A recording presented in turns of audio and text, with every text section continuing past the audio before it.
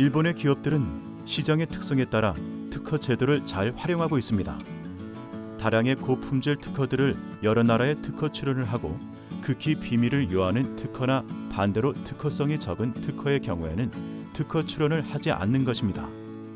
그리고 자신들의 시장 점유율에 타격을 입었다고 생각할 경우에는 소송도 마다하지 않습니다.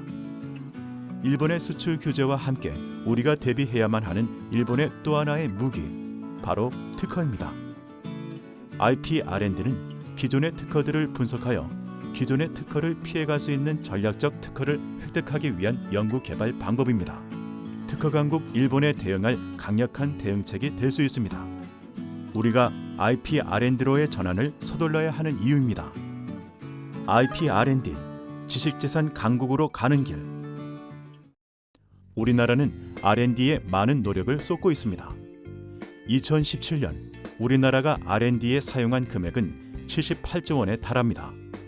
GDP 대비 R&D 예산 비중은 미국, 중국, 일본, 독일에 이어 5위입니다. 올해 정부의 R&D 예산은 20조 원을 넘어섰고 2022년까지 24조 원으로 확대할 계획입니다. R&D 투자 상위 50개 그룹 안에는 삼성전자와 LG전자가 포함되어 있습니다. 이렇게 보면 우리나라의 R&D 상황은 매우 양호해 보입니다. 하지만 R&D 투자 대비 질적 수준에서는 아직 갈 길이 멉니다. 기술 무역 수지 하나만 보더라도 우리나라는 적자를 벗어날 기미조차 보이지 못합니다. 과학연구 관련 법률의 혁신 지원 정도 37위, 지적재산권 보호 정도 39위, 산학 간 지식 전달은 29위. 한마디로 우리의 R&D 투자는 양만 많고 질적 수준은 떨어지는 것이 안타깝지만 우리의 현실입니다. 그렇다면 이제 우리는 무엇을 해야 할까요? 먼저 R&D 투자에 대한 명확한 철학과 비전을 세워야 합니다. 복잡한 행정체계에 매몰되어 예산을 쏟아붓기만 하는 지금의 연구개발 방식으로는 더 이상은 안 됩니다. 명확한 목표와 명료한 전략을 토대로 실효성 있는 연구개발을 서둘러야 합니다. 특히 기업의 연구개발을 촉진하기 위해서는 예산 지원만 늘려서는 효과가 없습니다. 예산 자체가 목적이 되어 오히려 부작용만 발생합니다. 그보다는 제도적, 기술적 지원을 통해 스스로 신바람 나게 연구개발하고 경쟁할 수 있는 분위기를 만들어 가야 합니다. 제도적 지원과 기술적 지원 이 두 가지를 꼭 기억해 주세요. 이것이 진정한 기술 혁신의 조건입니다. 제도적 지원으로는 대표적으로 특허 제도를 강화해야 합니다. 특허 제도는 기술을 모방으로부터 지킬 수 있는 지구상 가장 효과적인 방법이기 때문입니다. 이것이 튼튼한 나라는 기술력이 강해집니다. 따라서 우리나라 연구개발 성과가 미흡하다는 말은 특허 제도가 기술을 잘 보호하고 있지 못하다는 말과도 같습니다. 우리나라 특허 제도 어디서 문제가 되고 있는지, 그 개선 방안은 무엇인지 그 내용을 구체적으로 살펴보겠습니다. 첫째, 기존의 R&D를 IP R&D로 전환하고 특허 성과 평가 체계를 정비해야 합니다. 산업기술과 연구개발자의 이익을 보호하기 위해서는 산업기술 연구개발은 반드시 특허, 강한 특허의 확보를 목표로 하는 IP R&D가 필수적입니다. 응용기술 이상의 사업화를 목적으로 하는 R&D는 모두 IP R&D로 전환되어야 합니다. 그리고 그 결과물에 대한 제대로 된 평가를 할 수 있어야 합니다. 지금까지의 정량적 평가만으로는 새로이 얻게 될 특허의 강약을 파악할 수가 없습니다. 특허 감리 제도를 도입하여 결과물에 대한 정상적 평가가 이루어져야 기술 혁신으로 나아갈 수 있습니다. 둘째, 지식재산 관련 거버넌스를 개편해야 합니다. 미국은 지식재산 집행조정관을 두어 지식재산권의 통합 조정 집행력을 강화하고 있습니다. 반면 우리나라는 컨트롤 타워는 물론이고 전문가마저 부족한 실정입니다. 청와대에서부터 대통령 직속의 지식재산 정책 집행관 자리를 신설해야 합니다.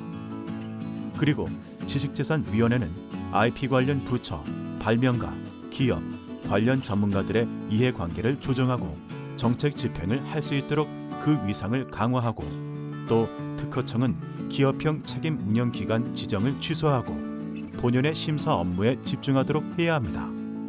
또 실효성 국가지식재산 정책이 나올 수 있도록 정책 결정 과정에서 민간 전문가들의 참여를 제도적으로 보장하여야 합니다. 셋째, 특허 품질을 높여야 합니다. 강한 특허일수록 제품의 경쟁력은 높아지고 특허를 회피할 방법은 줄어듭니다. 강한 특허를 창출하기 위해서는 특허 업무를 수행하는 변리사의 전문성과 역할을 강화하는 것이 필수적입니다. 변리사 제도의 불합리한 문제점들을 개선하고 법적 근거 마련과 합리적인 자격 검증, 연수의 의무화 등을 통해 변리사의 전문성을 강화해야 합니다. 그리고 변리사의 업무 품질을 높이기 위한 변리사의 업무 관리 프로세스가 마련되어야 합니다. 넷째, 특허의 보호와 활용을 강화해야 합니다. 당연한 말이지만 특허가 보호받지 못하거나 활용되지 않으면 아무런 소용이 없습니다. 우리나라는 특허 침해 소송에서 변리사의 소송 대리를 인정하지 않고 있습니다. 이에 따라 특허 소송의 품질이 떨어지고 특허 침해가 받아들여지기 힘들며 손해배상액마저 미미한 실정입니다. 특허 전문가인 변리사의 소송 대리권을 인정하고 특허 침해에 대한 손해배상액을 현실화해야 합니다. 그리고 특허 침해에 대한 단속도 당연히 강화되어야 합니다. 마지막으로 특허 가치 평가에 대한 개선이 시급합니다. IP 가치를 중심으로 한 가치 평가 모델을 만들어 특허 가치가 제대로 평가받을 수 있도록 하는 것이 중요합니다. 특허 가치가 제대로 평가되면 기술 이전과 실시권 설정, 그리고 담보 대출이 활성화되고 이것은 연구 개발자의 특허 획득 의욕을 부추기게 될 것입니다. 그리고 특허를 사업화할 때 제도적, 기술적 지원과 함께 투자 유치, 유통망 알선, 마케팅 지원 등 사업화를 위한 지원이 강화되어야 합니다. 지식재산 강국으로 가는 길, IP R&D로의 전환과 지식재산 제도를 개선하고 강화할 때 나아갈 수 있습니다.